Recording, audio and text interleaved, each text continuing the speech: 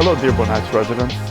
Mayor Bazzi with Chief Chat. We have here with us Chief Brogan from the Fire Department and Chief Swope from the Police Department. Welcome. Thank you, Mayor. Thank you for being here today. Thanks. And thanks for taking the time away from your busy schedule. So we'd like to talk about a few things today. You know, one about the collaboration or working together with both the police and fire. You know, how are you guys working together, you know, with, I know that we're one team, you know, for the residents. So would you like to guys talk about that? Like some of the projects we're taking on together, we have a lot of equipment that's very similar. For example, our radios.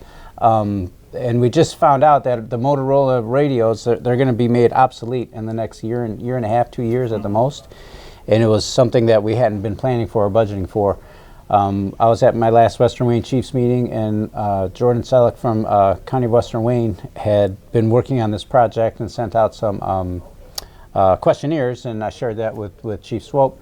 And a lot of the police departments and fire departments responded separately, or some police departments didn't respond at all, but because we have a good working relationship, we got all of the radios from Dearborn Heights reported into that potential grant, which is, when you have just one or two communities, it's several $1 million, but when you get them all together, I want to say it's like $25 million for all these radios, which makes it a much more appealing grant for a congressperson to take on and kind of push forward on our behalf.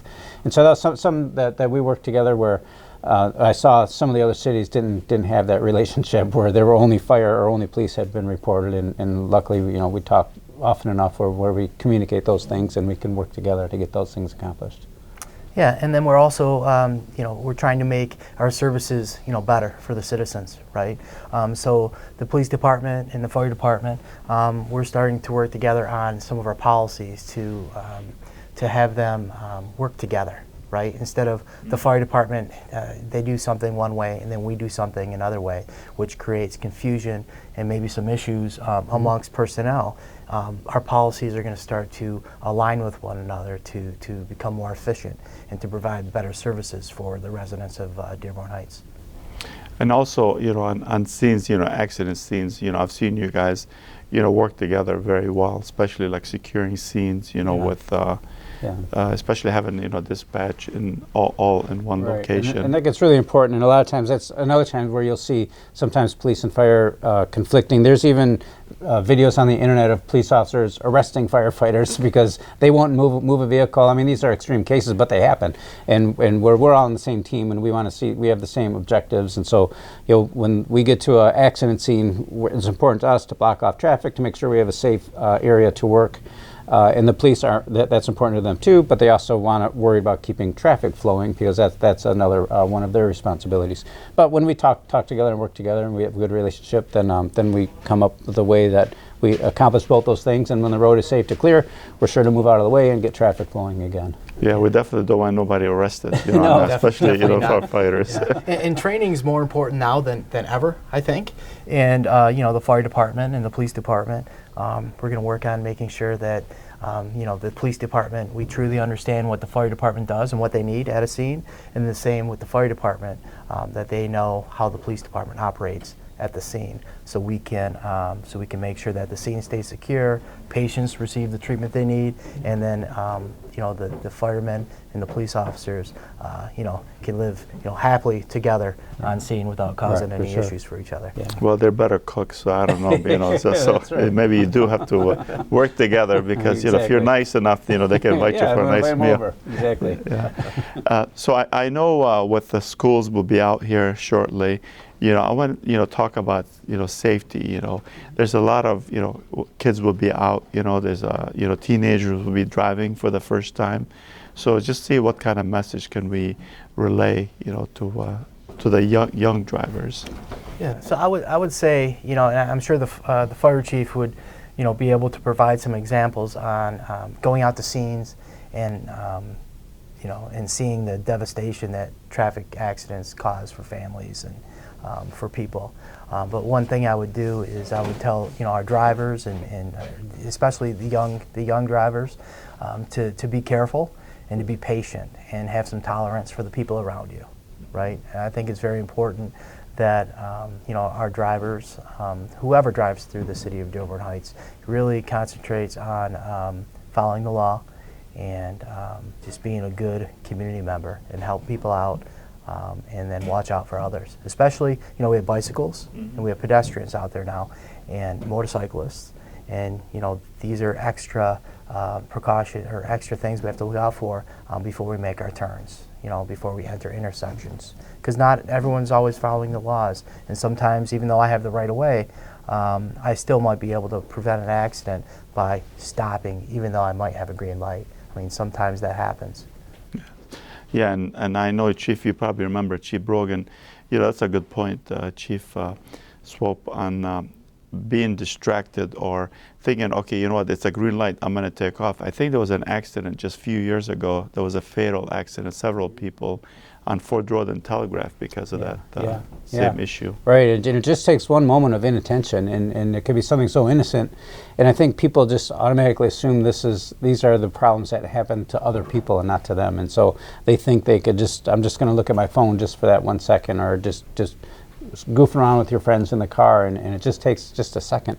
Vehicles are just so dangerous moving down the road, and it's crowded out there, and pedestrians on the side of the road, like you say, and it just ends in the patient who's injured by a pedestrian could get seriously injured, and then you're impacted by that as well. I mean, you could have legal ramifications as long as living with the idea that you really hurt someone like that. It's very traumatic. Yeah, and it's a good idea to share, the roads, it's for all of us, and especially we have a lot of senior citizens that live in the city. My mom is one of them. I'm always worried about her getting on the road, especially, there's a lot of drivers obviously on the road, and, for senior citizens, we really have to be cautious. We really have to share the road with, and be mindful and respectful to our senior citizens on the road as well. And those, we were talking about things that we're working together on, and I mean, just to change gears a little bit, we were a few years ago in Wisconsin. I don't know if you remember, a firefighter they were on a bus, and someone had overdosed, and the firefighter gave them Narcan, woke the person up, they walked out of the bus. There was some further interaction with this person, and eventually they ended up pulling out a gun and killing the paramedic that had given them the Narcan, and so it was just a terrible story. We watched those videos with the police, and the police were telling us all of the tells there was a big bulge in the side but firefighters aren't trained to look at people that way, where police officers are trained to look for security things along those lines, and they said this should have happened. And the police had a class with us to teach us just some basic steps and things to look for that we should kind of be aware of. And there were police on the scene too, and they didn't notice either. And so they didn't understand, and not to second guess the crews who were on scene in Wisconsin, but they really, sometimes when a tragedy like that happens, you really have to learn from it. And so, I mean, the police department it happened to, and all of us too, we all try to take the lessons from it. And so we had some joint training with police and fire. They showed us what it looks like, and they gave us some strategies on how we can try to keep ourselves safer when we find ourselves in situations like that, which unfortunately happen more and more every day. And this isn't a Dearborn Heights problem. This is a societal problem across the country. And that's a good point, Chief. Chief Brogan, is training. It'd be nice. That's some of the stuff when I was in the military. I was military police, so we should train with our CFR, Crash Fire Rescue, like fire department for the military, and try to work with one another. We should train with both those trained together. For the same reasons. There's stuff that we might need.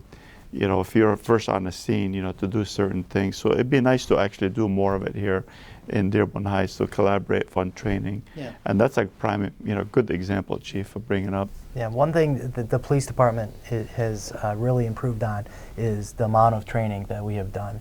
And we have training plans set out for the year, right? And we're always looking to add additional training, and I think it'd probably be a great idea to continue looking for opportunities, like getting with the fire department and working together to make sure that we protect each other from scenes, from things in danger on scenes like firearms or even biohazard, right?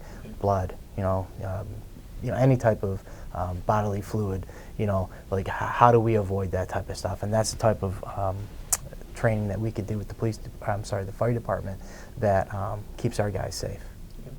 Well, thank you again. I appreciate you guys both taking the time to tell the residents, some of the stuff. And I know we do this periodically just to update the residents what's going on. I appreciate you guys being here today. So thank you. And please just keep watching, our, if you do have a Facebook, computer, just look at the Facebook for the fire department and the police department. We put everything out there. So thank you for joining us today.